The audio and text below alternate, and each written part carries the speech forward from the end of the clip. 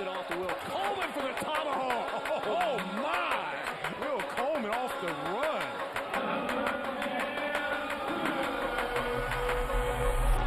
He dominated on the court. Now he brings his talent to the microphone. Welcome to the Will Coleman Show, a Bluff City Media audio podcast. Stepping up to the microphone is the big man himself, Will Coleman. Now, let's get to the show. What's up? What up, everybody? I think that's going to be kind of like from here on out. Rock your body. Yeah, just serenade everybody before every show. First off, I'm digging the new setup. We got some new gear here in studio, and I'm super excited. Well, I can see you now, man. Yeah. I'm in the other room, but I can see you now. This is amazing. Also, quick shout out to my dog, Beth. I don't know what, how radio works and all that stuff, but this is not sponsored. Not sponsored. I'm not sponsored, but this is a very good friend of mine, Beth. She has an event every year called Yard Work, as you can see here on my shirt. There's a guy that owns, it's not a landfill. I think that's all trash, right? Landfill's trash, yeah. He got mulch, rocks, all that kind of stuff where you can go out there and pay for it and just load it into the truck. My wife has an event every weekend on Saturday called Yard Work, and I'm the only one that gets invited to it every single week. I don't know. Well, you can invite someone. You can invite me one day. I'll let you come in and do some yard work with me. I'll come to your event. Okay. I'll come to your event. She's like, I've got a game we can play. It's called Yard Work. I'm with that. Speaking of your wife, huge shout out to her. Met her parentals. Man. They was tearing that Soulfish up. Bro, Soulfish is kind of our spot. David and Karen are their names. They're from Memphis. They're from the Memphis area, but they just moved up to Fayetteville, Arkansas in their retirement. They moved up to Fayetteville, actually right outside of Fayetteville, a town called Rogers. So when they come into town, it's always choosing between one of two places, Carrabba's or Soulfish. And Soulfish is solid. But when they told me they was from out of town, my boy had 7 to-go plates. I'm like, man, all that food gonna be cold. She's gonna eat it for the rest of the week. He was like, shoot, yeah. Well, when they come into town, they stay with my mother-in-law's brother, and I have never met a grown man that can eat as much as this dude. And so I can almost guarantee you those leftovers were for him. Oh, man. I got a text from my father-in-law, and he was like, guess who I met today? And I was like, who? And he said, Will Coleman. And then as soon as I said, you texted me, and you're like, yo, I met your in-laws. And I was sitting there going, no way. Yeah. How did you know? How did you meet my in-laws? And then you sent a picture, and yeah, for sure, it was my in-laws. Yeah, man. It's cool. He was super cool, man. He spoke to me and was like, hey, man, are you Will Coleman? Yeah, that boy can talk. I was like, yeah, man. He's like, you do the radio show with my son-in-law, man, and y'all, I know y'all cut up on the radio, and had a little conversation, and then he had his boxes stacked up for days. Yeah, man. I'm like, man, what you gonna put that in the deep freezer? Or the deep freezer is just gonna save it for 2 weeks later. Let me get my Soulfish out the freezer. That man grew up in a day and age in which you don't let food go to waste, my guy. You don't. Expiration dates are just suggestions. Man, I lived in China for 4 years. That is not true. Yes, it is. Well, it's not true over there. I'll say this from being in Europe for so long, and I know Asia's a different story, but being over there, everything is fresh. That's why the U.S. is the number one country in obesity, because we have so much crap and so many preservatives and so many hormones and all kinds of things in our food. But over there, everything is fresh. So if it goes bad, it really goes bad. Well, and that's right. So living in Asia, man, it's one of those things where you're right. They don't have a lot of preservatives in their food. Mm-hmm.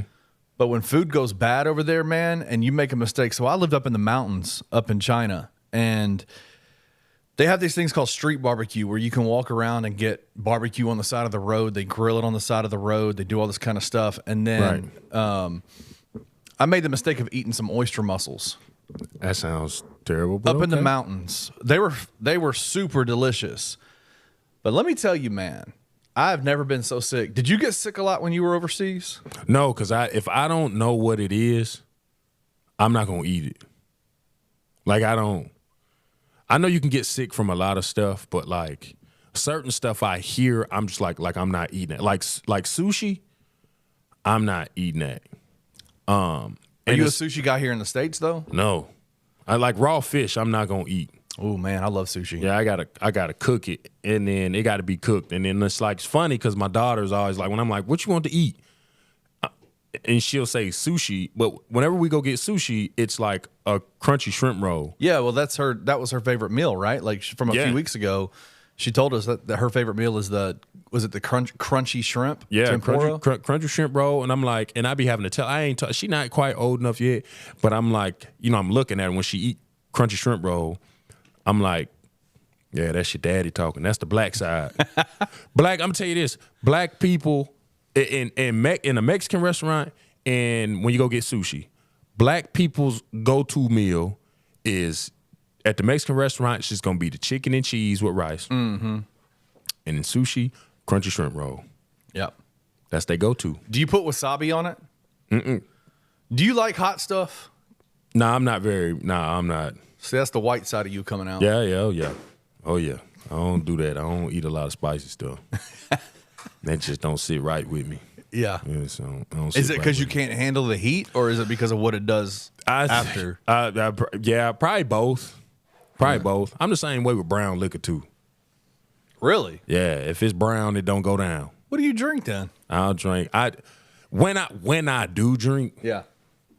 Vodka, tequila. Dang, bro. Anything clear. I'll drink it with the best of them. Take it down and be completely fine the next day. What are you? Tequila makes you go a little crazy, though, right? No, not me.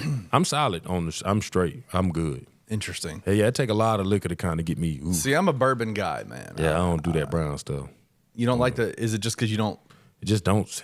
It don't sit right. No, man. No. Do you drink? Do you like the beer? Yeah, I drink beer, but I think everybody has to get an acquired taste for beer. Like, I don't think you just wake up and it's like, I want a beer. I think you drink it and you be like, man, it's nasty. And you just keep drinking it because it ain't nothing else to drink. And then eventually it's just like, well, I have a beer. Well, TJ and Trey over at Tigers and Tap might disagree with you, man, because they are beer connoisseurs. Nah, I see what they doing. Beer nasty.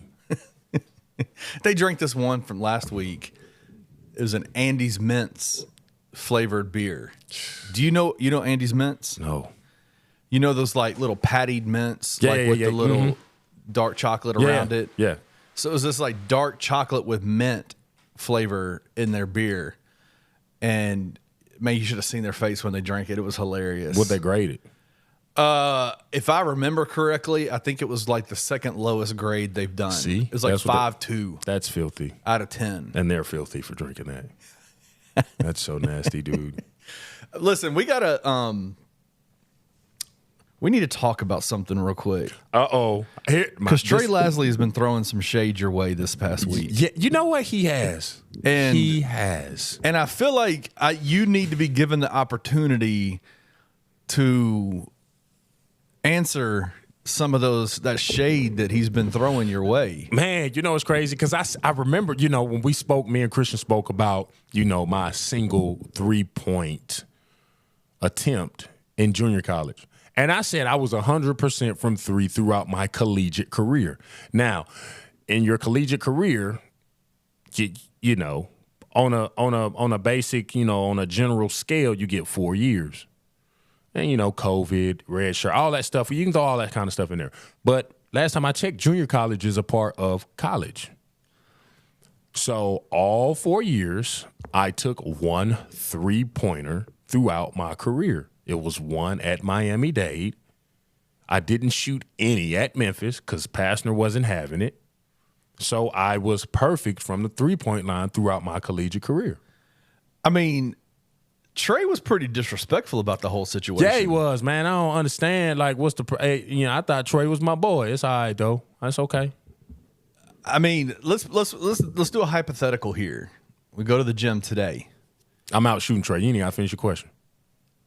Like, how much are you out shooting him by? I will outshoot Trey Lasley from the 3-point line right now.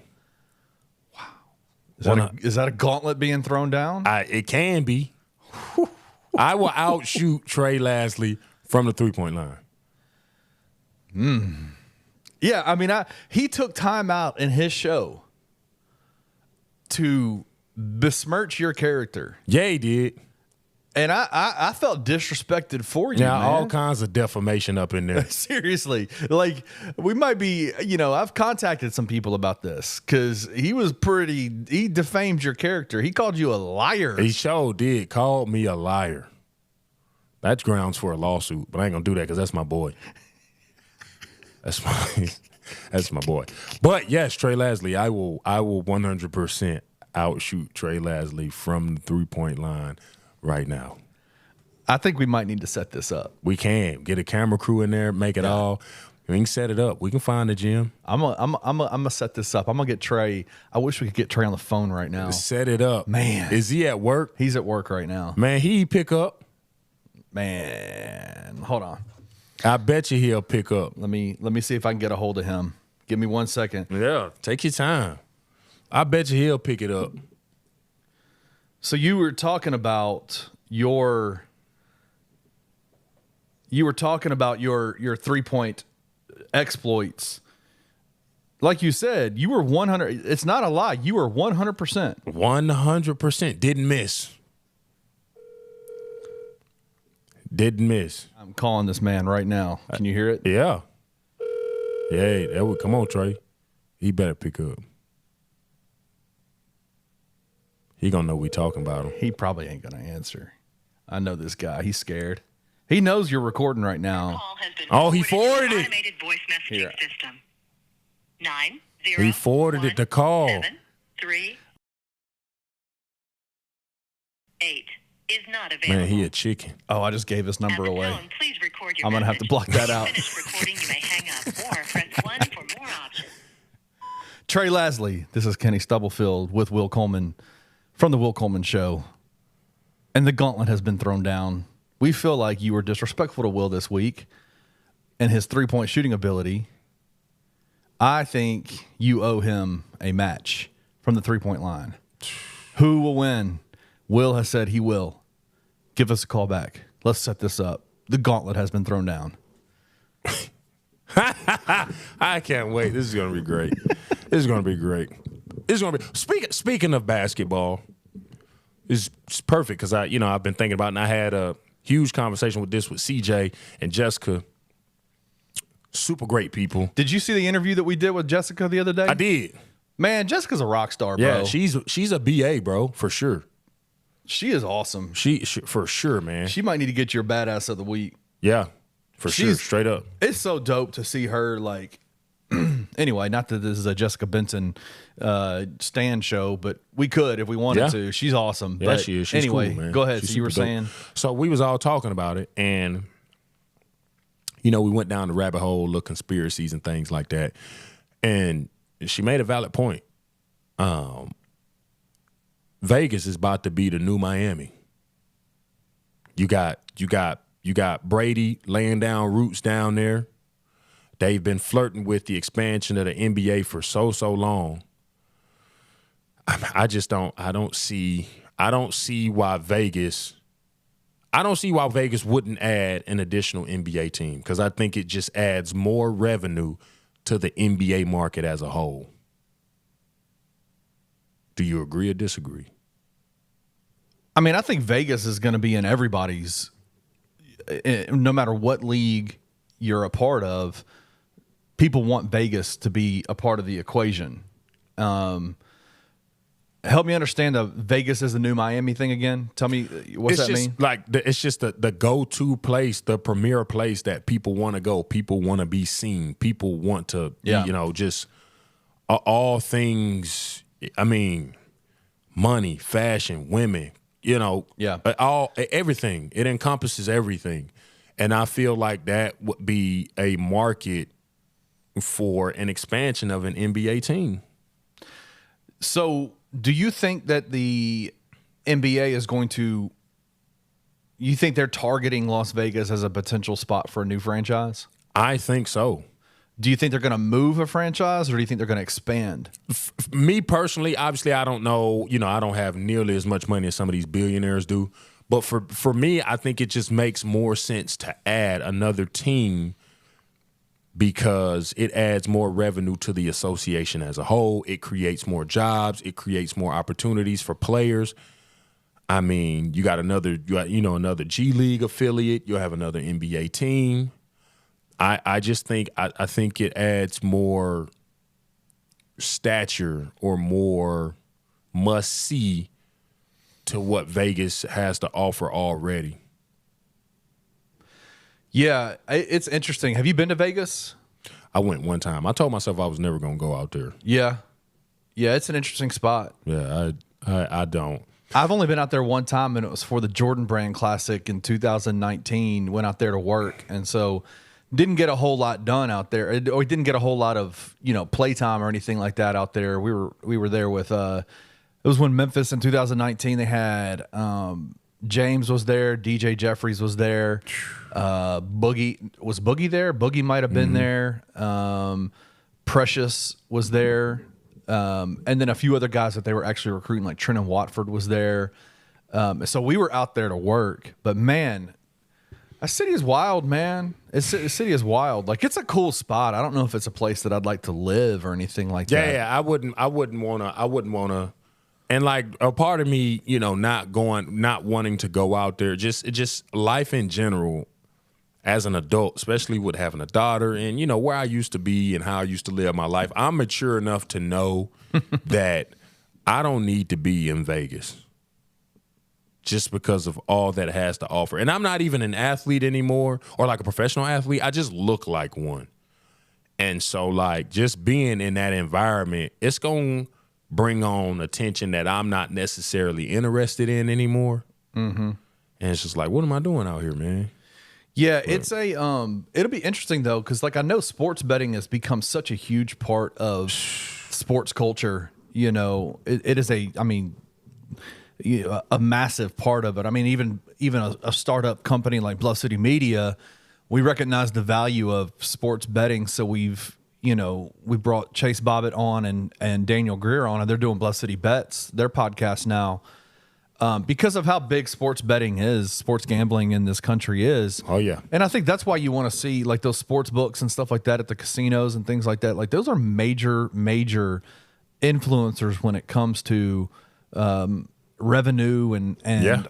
Things like that. So it definitely wouldn't surprise me to see a Las Vegas team in the NBA soon. Like I haven't heard, I don't pay attention a lot to what Adam Silver says, but it wouldn't surprise me if he's already like even talked about that kind of stuff, Yeah, for sure. I mean, you ain't got no choice but to talk about it. As big as it is, I mean, the amount of money people spend on this kind of stuff. I mean, you think, and even me, like I'll FanDuel every now and then, but I'm only spending, $2-3 at a time. The most I've spent on a bet, it'd be some crazy 15-leg parlay for like $10.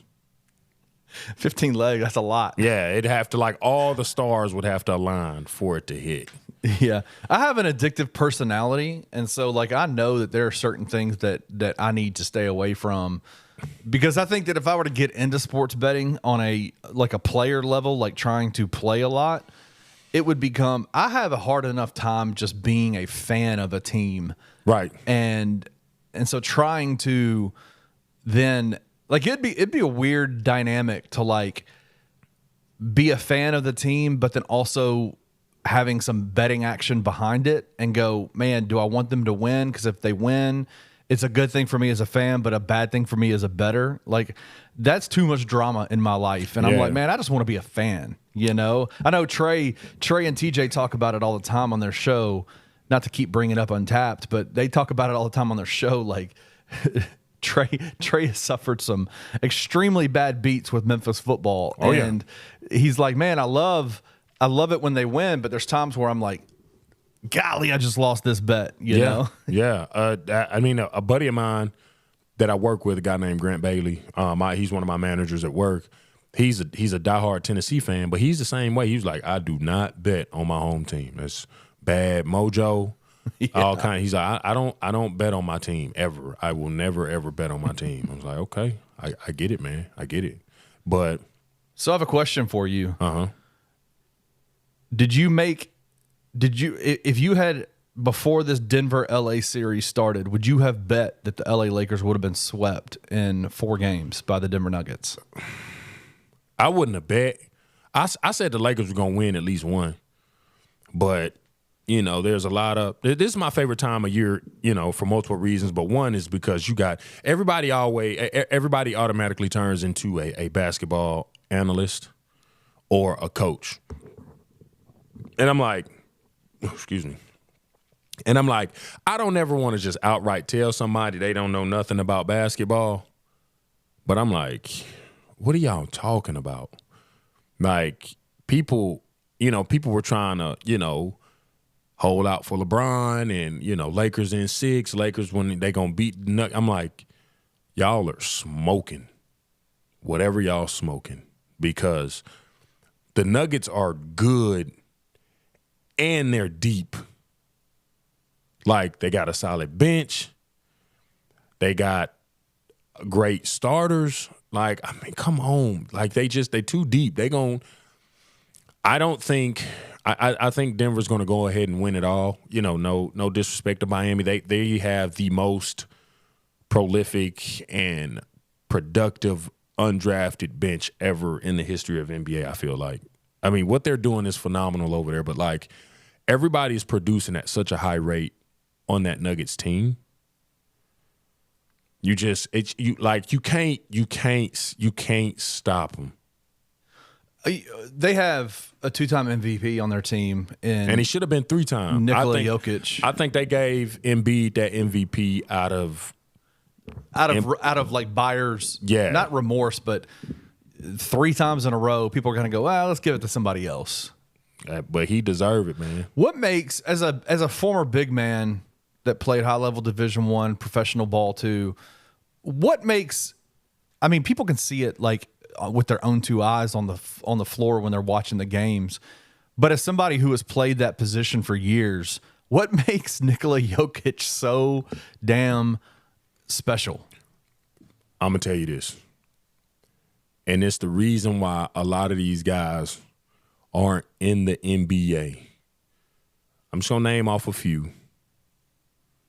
You know, DeAndre Jordan, yes, he's still in the league.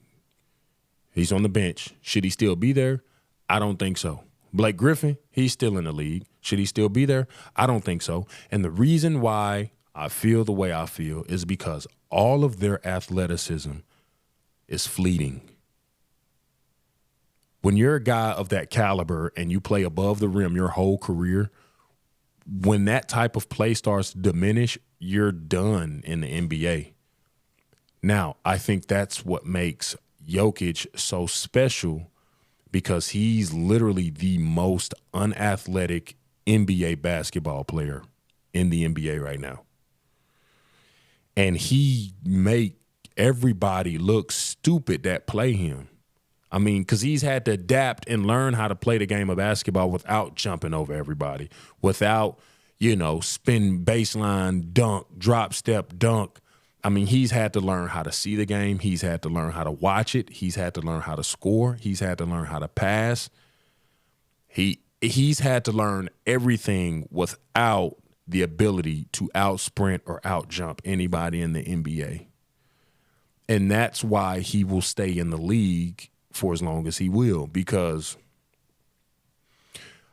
European basketball is I'm not going to say it's superior, obviously, because we win the Olympics every year, or almost every time we every 4 years. But like, the only reason we outplay everybody because we're way more athletic than everybody. But IQ, the Europeans got that on lock. They just smarter when it comes to the basketball. They just teach it different over there. And that's why Jokic and Luka and guys like that will forever be dominant in this, because Luka's not athletic. And I just think that's why they're so dominant, because they actually have to learn how to play the game of basketball and not just blow past people and jump over everybody and sprint past people. Yeah, I mean, he definitely, there's a timing to the things that he does. Yeah. You see Jokic out there playing and you're like, does he really make mistakes? You know, that's one of the things, like if you can limit your mistakes and be a huge guy like him, you're going to be successful, but he takes it to a different level, right? Like he can score from all three levels, but he's also a fantastic distributor of the ball, rebounds the ball well. I mean, just the ability to score, pass, and rebound at such a high rate, at such a consistent rate, right, makes him super unique as a big man. And not to mention the man shoot from behind his damn neck. It's a weird shot. It's a crazy shot. Unblockable shot, really. Man, really, for real. So like, oh man, it's crazy, dude. It's crazy. It's crazy. And for those reasons alone, he will stick and he will stay in the NBA for as long as he wants to. Oh, I mean, yeah, he's two-time, probably the best big man. I mean, he's probably, I would say, top 5 most talented big I've ever seen in the NBA. He need to be on Mount Rushmore of big men. Yeah, I think at this point he is. But I mean, they took it to, you know, last night's game was such a weird game. Like we were recording up here with, you know, on the Bluff guys, and I think we finished up right at about halftime of that game, and I think the Lakers were up by 15 coming into the second half, and it just felt like this game is so far from over. Yeah. It's not going to be. This game is going to be. Like, it still felt like Denver was going to win that game, and they came out in that third quarter and I think outscored the Lakers by like 21 points, 22 points, and just took it to them. Yeah, you can't. You just can't. I mean, and everybody's forgotten about Jamal Murray because he got hurt and he hasn't played as much as everybody else. But Jamal Murray is he's unguardable. He can do it all. He can score. He can pass. He can shoot. And just when you think about the roster of the Nuggets, and then you think about the roster of the Heat, it just there's matchup problems everywhere. Okay, you can easily say, well, who gonna guard Jimmy Butler? Accurate, but is Kyle Lowry really about to lock Jamal Murray up? Man, is Bam really about to outplay Jokic? Who is Duncan really gonna hold Michael Porter Jr.? Michael Porter Jr. is a legit 6'11". I did not realize that until that Phoenix series. That man is tall, because I remember standing when I won that dunk contest 3 years ago. Michael Porter Jr. and DeMarcus Cousins was there, and they presented me my check. Michael Porter is a legit 3-4 inches taller than me, and I'm 6'9". Some people 6'8", 3/4, whatever. But that man is a legit 6'10", 6'11". Like, he is huge. Yeah, I've never seen him in person, but I saw him on the court standing next to Kevin. With KD, and I was like, he's taller than KD, and KD's he's a footer. Yeah, KD's 7 feet. And I know he doesn't like to be. He wants to be 6'11". Yeah, you know, it's just so weird to me. But he doesn't want to be a 7-footer. But he's every bit as big as Kevin Durant. You know, I get concerned about Michael Porter Jr. a little bit, to be honest with you, because I feel like sometimes he loves that 3-point too much, and if he's on, he's on. But he been on a whole playoff series. If it's on, it's on. But he goes through stretches where it's like, bro, stop shooting the ball. Like, stop shooting. But I think the low-key, the addition of Kentavious Caldwell-Pope, KCP, electric. I mean, just. Golly, man, KCP is such a good player. He's a great slasher. He can knock it down from 3. He loves that mid post area. Yeah, like, I mean, who gonna guard him? And an 8, you know, Aaron Gordon playing his position, athlete, can do it all. And if his 3-point, I think he hit like 3 or 4 3-pointers last night. Like, if he's hitting 3, I mean, come on, man. How are you going to guard these guys? He's a perfect role player for that team. If this series, I know Denver's already in the finals, and Boston and Miami have their last. More than likely, Miami's probably going to sweep Boston tonight. Boston might get one because Boston is, from the top down, a better team. But hold on one second. Trey Lasley is calling in. You want him on? Yeah, come on. All right, hold on. Yeah. Trey Lasley. Will Coleman, can you hold on? I'm going to put the headphones up to the speaker. Can you hear Will? Can you hear me? Say it again. Can you hear me? Say it again, Will. Can you hear me? Say it again, Will. I don't think he can hear me. Oh, I can hear you now. Oh, there it is. Hey, so we need to go ahead and pick a time and a place. Okay? Your choice. Or if you get over here to my home court. I got a goal. Let's go. What? Yeah. Dang, that's how you know he rich. What? Whoa. What? Because you have a basketball goal that makes you rich? That's okay. Hey, let me tell you something. I'm not judging. You're gonna be my boy regardless. But this is gonna be a whole BCM production. Okay. And I don't know if we just the best of 10, if we around the world, if whatever you at horse.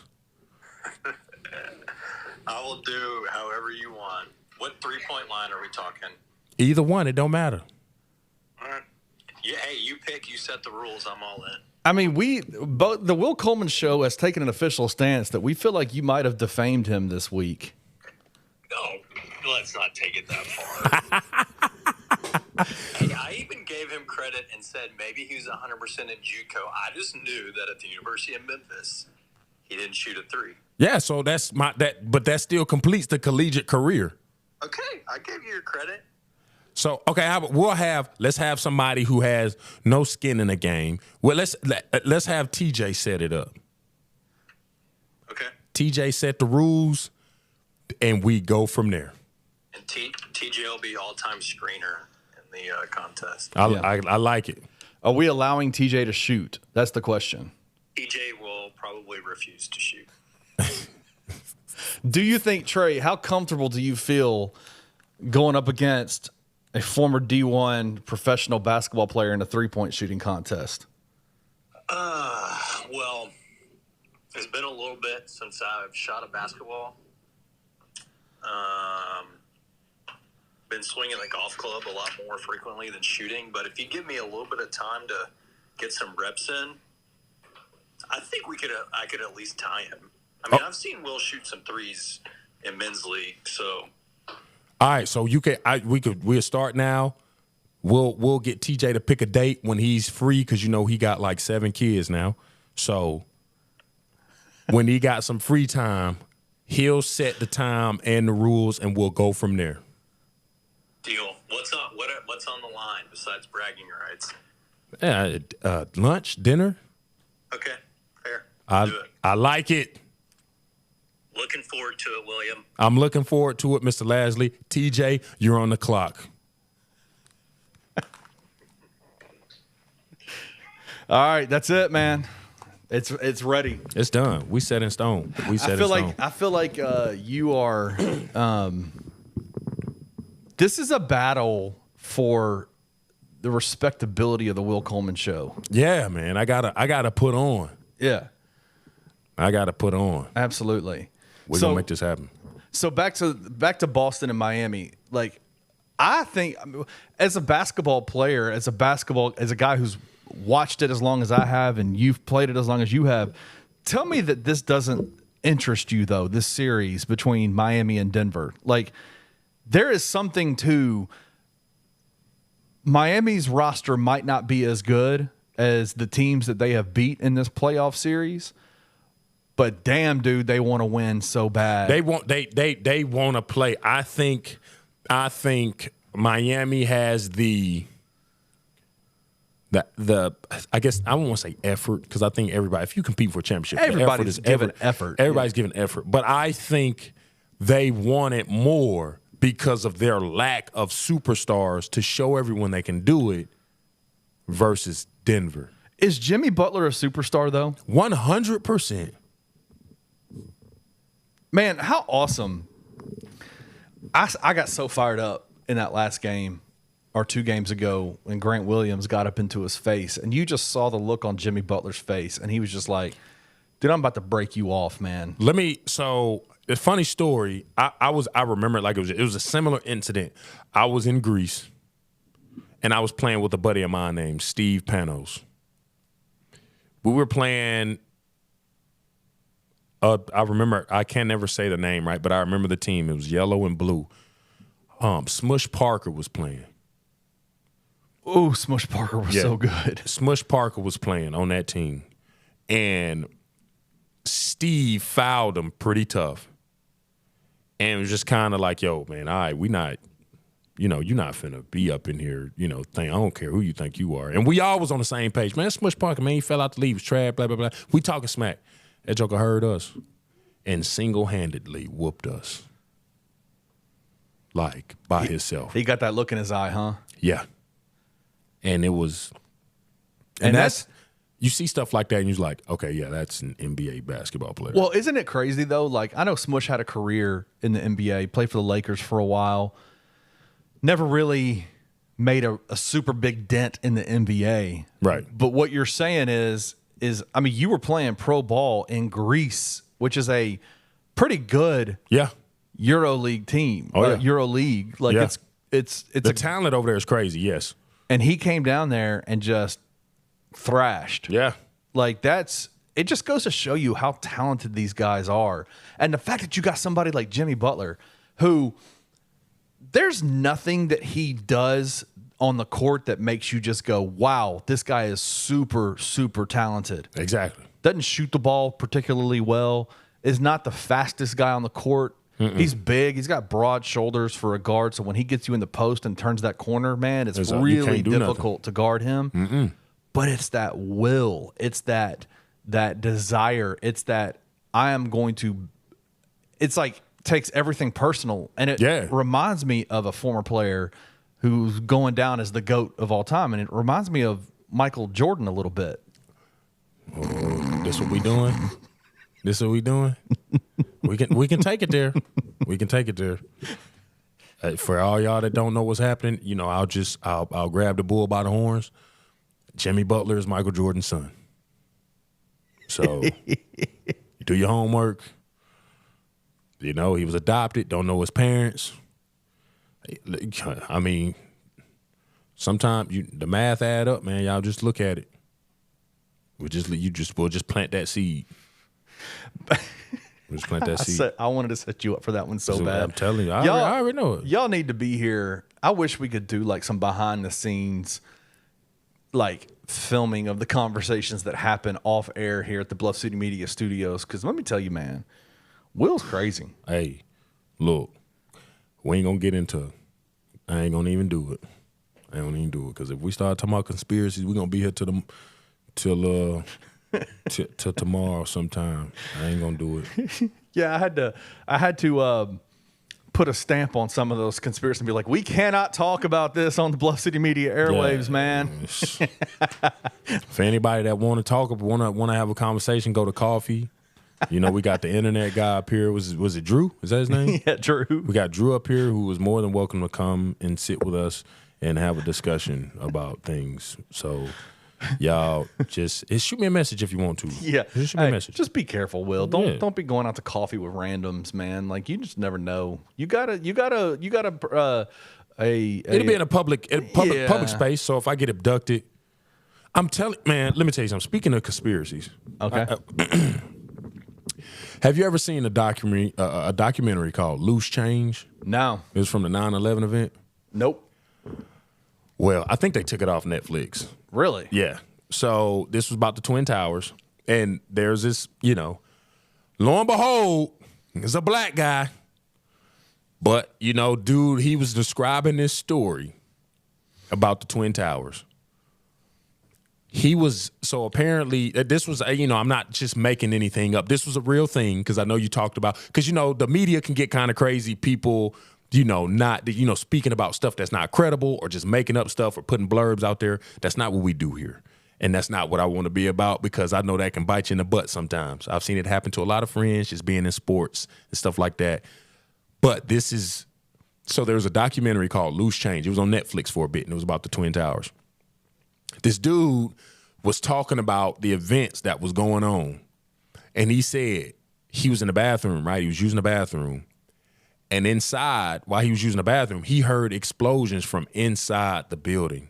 And at this time, nothing had hit the buildings yet. And after he gave his interview and after he was talking about everything, brother just disappeared. They couldn't find him. He just... This is a real thing. Eric, look up the doc. It's called Loose Change. Just look it up. And they talked about all of that. They went through what happened the day of and what President Bush was doing at the time. He was like reading at an elementary school. There's a lot of stuff that was going on. But in this documentary, they talk about all of that. And it's the creepiest thing. If you don't like that kind of stuff, don't watch it by yourself. You most definitely need to watch it with somebody. Are you into true crime documentaries? I'm not. I know the ladies are. I am. I'm not a lady. I like it. I'm saying, but you have ladies who will I hate scary movies, but will watch a documentary about a 35-year-old serial killer who was still on the loose in your neighborhood. Yeah, and be completely fine. Yeah, it's wild, isn't it? Yeah, it's the most insane thing to me. I don't understand how it works that way, but how to get away with murder. They listen to all that stuff, but will not watch a Saw movie. I don't understand. Yeah. I don't understand. Well, back to as we close down this segment, back to the Boston or the Miami versus Denver, because it's more than likely Boston's probably not going to come back and win 4 straight. Miami will get one. Not a chance. I'm a big fan of that finals, man. I think that as a basketball fan, as somebody who's watched it, that just is a super interesting series. Yeah. And I know even Christian made a reference to it last night. There's a joke going around the internet that if Denver and Miami play each other in the finals, that it'll be on NBA TV instead of on TNT. And but I'm telling you, man, I think that's going to be a fun series. It is, especially they already got beef from early in the season when they got when they was about to get to fighting, the whole incident at half with the Morris twins. That was a couple of years ago, his brothers. Yeah, but people don't forget about stuff like that. No. People don't forget about stuff like that. You think Jimmy Butler forgets about stuff like that? No, hell no. Come on, man. Hell no. This is going to be must-see TV, man. And anybody that thinks otherwise don't know or don't appreciate real basketball. Jimmy Butler, Eric Spoelstra, Jokic, they both deserve this. The real question is, and we don't have to get into it, and it can be a later segment, but I'm going to leave y'all with this. The real question is, does Spoelstra go down as one of the greatest coaches in the NBA because of what he's done with this roster? Because when he had LeBron and the big three and all that, everybody else, you really don't have to do much coaching when you got Wade, Bosh, Bron. And when you got these kind of guys on your team, you don't really have to coach much, I don't think. But now it takes a lot to rein in this talent to get it to play together, yes. But to play with those guys that have that much IQ, I don't really think you have to coach a whole lot. I think there's a respect thing there.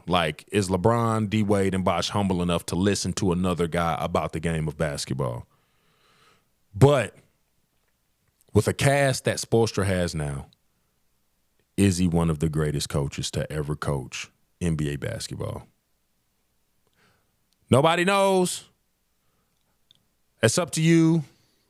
Would love to hear your thoughts, but we'll get back into it, and we'll leave you with that. Coming up next, Keeping Up with Coleman. Got a very, very, very interesting topic to speak with you all about. We'll get into it as soon as we get back. See y'all in a bit.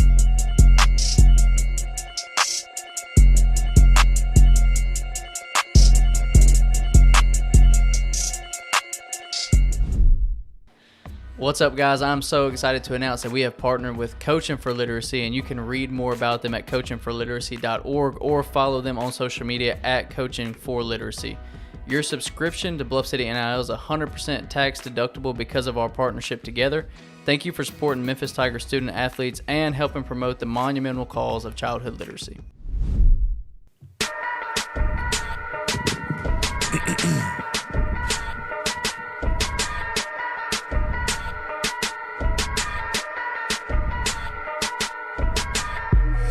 What's hey there. Hey there. We back. Listen, I have a very it's a solid question, okay? All right, so let me ask you this, K-Dot. Are you familiar with Black Twitter? I follow a lot of black people on Twitter. Okay. That was okay.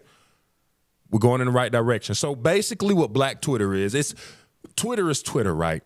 But Black Twitter is basically just when black people get on Twitter and act silly.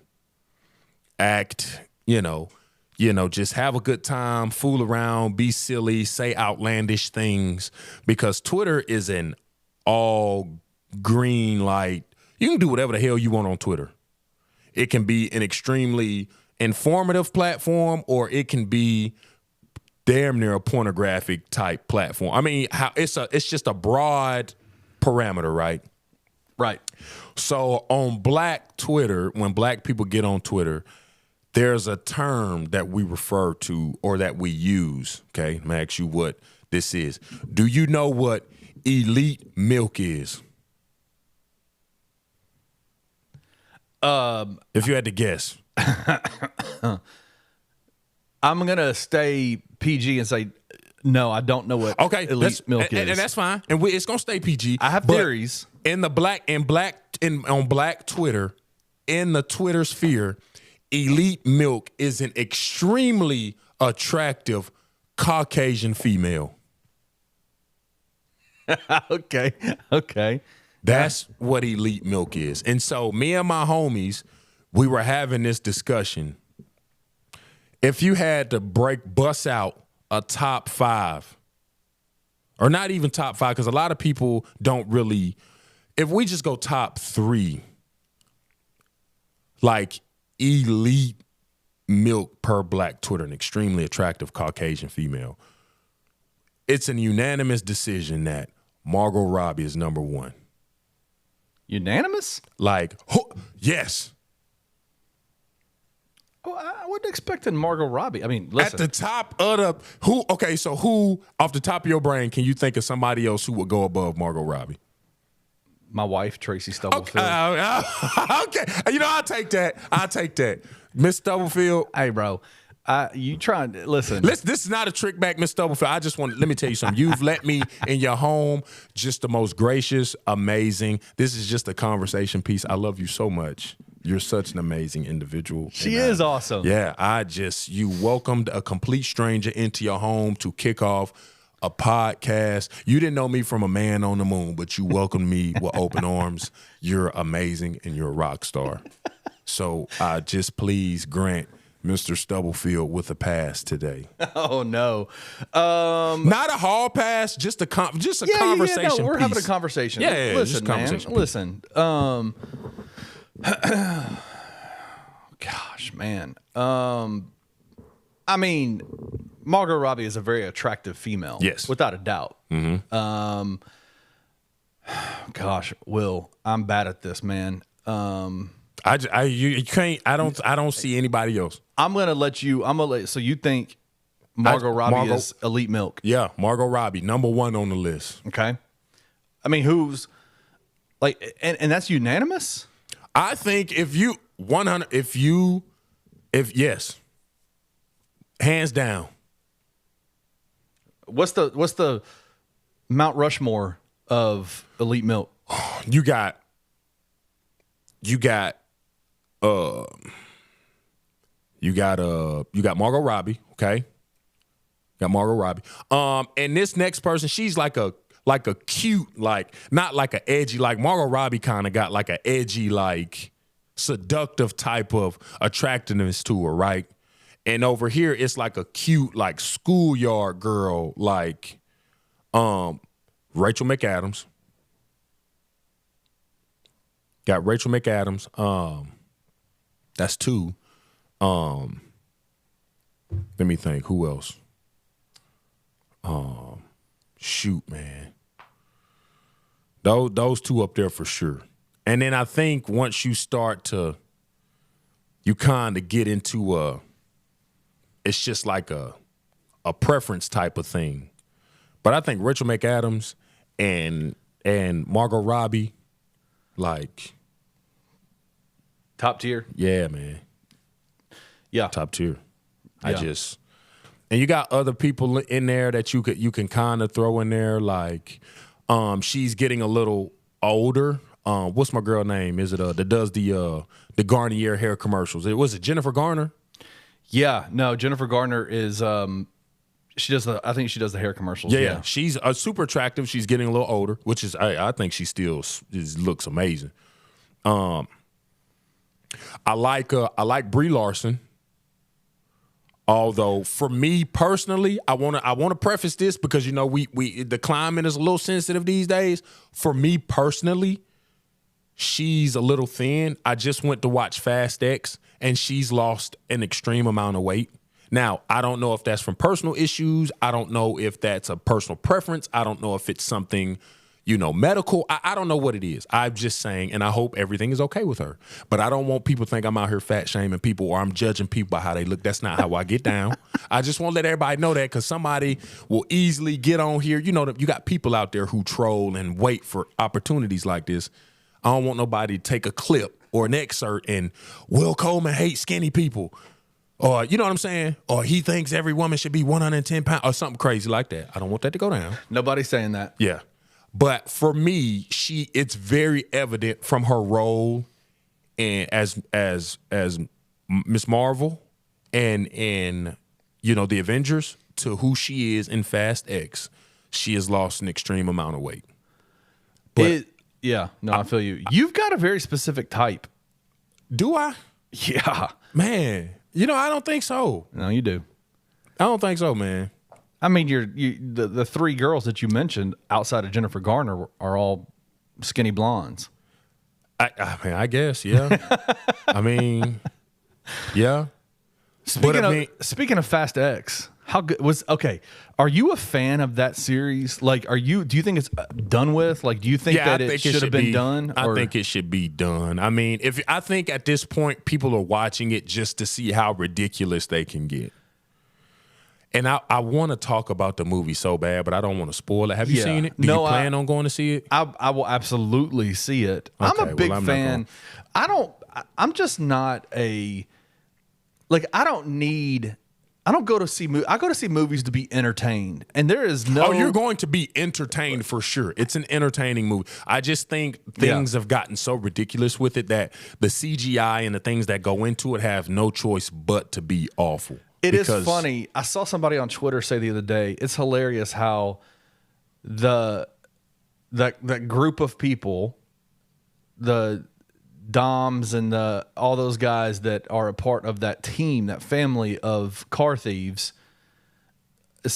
or car racers, they make fun of. I saw somebody tweeted out say it's hilarious how they went from being car racers to being able to fly in outer space and disassemble a nuclear bomb in 3 movies. It's hilarious. Like that to me is hilarious because that's where you start to kind of jump the shark a little bit, where you're like, these guys are literally just car racers, man, and they're saving the world from atomic bombs on the moon. You know what I'm saying? Yeah, and people don't forget. So what's my girl name? I don't know her real name, but her acting name in that movie, her role name is Letty. So a clip just released. And she didn't open her mouth, and she's word for words like, I mean, come on, guys. How many Marvel movies can you make? I mean, at some point, you got to stop. And it's like, well, ain't the pot killing the kettle black. You got some nerve. I mean, come on. It's fun. Those movies are fun. I mean, they're fun, but so again, on Black Twitter, there's a thread that has gone out, and it said, at what point did you know you were done with Fast and Furious, or at what point did you just turn the page and be like, all right, this is getting ridiculous? And they have clips of every single movie in the past. For example, The Rock looks out the window and he busts out of his cast. I don't even remember which one that was, but he's in the hospital with his daughter after being banged up, and somebody gets a phone call and he looks at his daughter and he's like, Daddy gotta go to work. And he just crumbles the cast that his arm is in. All right, bro, like, we know you strong. Or you got Dominic Toretto, who literally stomps and disassembles a parking garage while him and Jason Statham are on the roof fighting. Exactly. Like, that's real, bro. Come on, the streets always win. It's incredibly cheesy, but I mean, it's one of those things. It's like, it's a John Wick-esque thing. People keep paying for it, and Fast X was the highest grossing movie of all the Fast franchise. Yeah, man. They opened up with like 319 mil already. Yeah. It's ridiculous. People keep talking about it, but we keep paying to go see it. I'll go see it. I love it. When you go, tell me. I will. I will go watch that again. I like the John Wick movies, the Fast and the Furious series, the Marvel movies. Those are all just, man, we got enough stuff going on in our lives every single day, man. Sometimes you just need to check out and just watch something fun. Yeah, just disconnect. Yeah, I get it. That's what's fun about those movies, man, is that like you got to be able to suspend reality and say, I'm just going to go and have a good time and watch this because this 100%. Is going to be a blast. 100%. I'm with you. So when you go see Fast X, tell me because I'll go watch it again. Okay. I will go watch it again. I will go. What is your favorite? Are you a Marvel guy? Oh, yeah. Which one did you? Which Marvel movie are you? I like them all, but I'll say I'm probably gonna roll with Guardians of the Galaxy 3.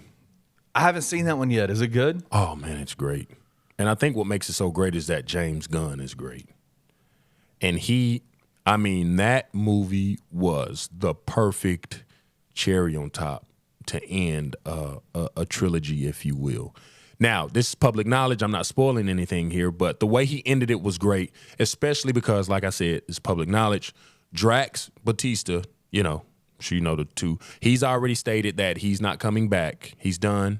He's stated in public platforms that he feels like Drax has run his course, and he doesn't want to water it down and just disassemble the character and make it look bad. And Gamora has publicly said, I think, is that Zaldana? Who was that? Is that Zoe Saldana? Zoe Saldana? Yeah. And she went out and publicly said, I'm done with Gamora as well. Yeah. Well, because of James Gunn, right? Right. Yeah. And you couldn't have, if you go see that, tell me and I'll go watch that again too. I love movies. I just love movies. But Guardians of the Galaxy has made its way to the top of my list because of how good it was. So we didn't get your answers to the question I asked Charlie a couple weeks ago. You only can watch one movie for the rest of your life. What are you choosing? Probably Avengers, the last one. The end game? Yeah, when everybody came. But just like hour 3. It was almost like a 3-hour movie. But like the last hour of that movie, when everybody comes back and they're fighting and, the whole ordeal. I could watch Avengers. Yeah. I could watch that and watch it over and over and over and just be completely satisfied with it. That's good. Mm-hmm. I'm a big movie guy too. I mean, I think, going back to what you were talking about with the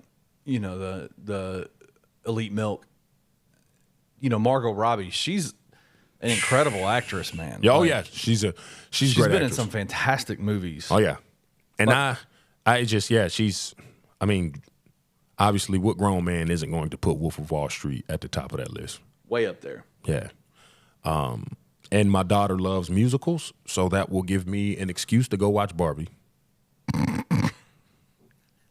I'm gonna cut this from the podcast. No. I gotta keep your. It's my job as your producer to keep your. But it's like, okay, so check it. Anybody with arms that look like that as you're scratching your neck should not be going to see the Barbie movies, man. Hey, my daughter, my 12-year-old wants to go see it. Yeah, okay. Hey, babe, let's go see the Barbie movies. I know you want to go see it. Yeah. She's like, no, I want to go see Fast Tech. No, we're going to go see Barbie. Yeah. And any lady, got Gosling in there. I mean, it's you got something for both parties. But if Charlie tells me, Dad, I want to go watch Barbie, when, baby? Let's go. A little eye candy. Yeah, little let's eye candy go. action. I would love this daddy-daughter date to the movies with you, young lady. It would be my pleasure. Oh my gosh, that's hilarious. It'll happen. But listen. I want y'all. We started this segment with we addressing what elite milk is. Okay. When I come back next, I'm gonna put my Mount Rushmore together, and next time we get on air, I'm gonna have my completed list. And then I'm gonna address this with my guy K Dot in the West and the rest of BCM and the Twitter sphere, and then we'll make it happen and we'll go from there. Now, I want to go ahead and jump right into this. Okay, my Bluff City bad. I went to go see some of my guys over at Bluff City Sports who help make T-shirts and things like that. I promise you, I'm coming up with a T-shirt design because I want to get T-shirts out there when it happens. And I started giving these. But I want to give two because to K-Dot's point on the other side of the universe, okay? So, all right. First off, obviously JB, we had her in here, rock star, and I think she's doing a lot. And just for women in general and in sports, I think they're working tirelessly, and they're working extremely hard to put themselves on the map, okay? There's a space for women in all facets of athletics. So, I'm going to give it to her, okay? Jessica Benson is your Bluff City badass. Yeah, she is this week because she's just been a rock star. And there's a lot of ladies that I know personally that are just killing it in the space. You got Jessica Benson, got my dog Megan Triplett, who's up there with Brooklyn, killing it. I mean, there's a lot of. I mean, I can go down a long list, but we'll keep it simple. Just for the ladies in this space of sports and commentating and analytics and things like that, it's a space for y'all, dog. And JB and my girl Megan and people like that, y'all paving the way, so keep it up. Also, I'm gonna give out two this week because this is something I was thinking about. A Mr. Casey Rivera. I was looking this up the other day. I don't know the logistics behind it, so I'm gonna keep it brief, but this brother, God rest his soul, got taken out by a careless teenager while my brother was trying to save some baby ducks to cross the road. I just saw this yesterday, man. Like what the heck? My boy trying to just be the most humane, just animal lover, and at the expense of his life, which stinks. And not to jump back and forth, but we was just talking about Guardians of the Galaxy. First, PETA. Is that how you say the organization? PETA, yeah, PETA. Yeah, PETA. I mean, God knows it takes a mountain and some more to make sure those guys are satisfied. Guardians of the Galaxy of 3 was done so well that PETA gave that movie a 100%. They were 100% satisfied with how that movie addressed animals and the way you take care of them. And you can't never satisfy them. But they did in this movie. So, again, K-Dot, go watch it. Yep. But, again, I give my Bluff City badass to the Rivera family. Again, don't know all the details, don't know what happened, but my guy got taken out trying to save some ducks. And the sad part about that story is that it was in a crowded intersection of cars, and unfortunately, there was a couple of 12-year-old kids that were in one of the cars that were taking video of that guy scooting those ducks across the street. So they got video. I mean, like, just the trauma that comes with that. Man. Like, that is just devastating, man. It's terrible. It's brutal, but God rest his soul. I'm sure he was a divine individual if he's taking his time out his way to go help save some baby ducks from being killed in the street. I mean, that screams nothing but great character. I mean, how does it not? and Miss JB for the ladies in the industry that are continuously making a footprint and creating space for other women to look up to and to be in the sports realm that has been so male dominant for so many years in terms of thinking that this is only a space for males and all kinds of stuff. We won't get into it, but people like JB and my girl Megan, y'all are paving the way for people. So keep it up. But thank y'all for coming out. Thank y'all for tuning in. Thank y'all for watching. We'll see y'all next week.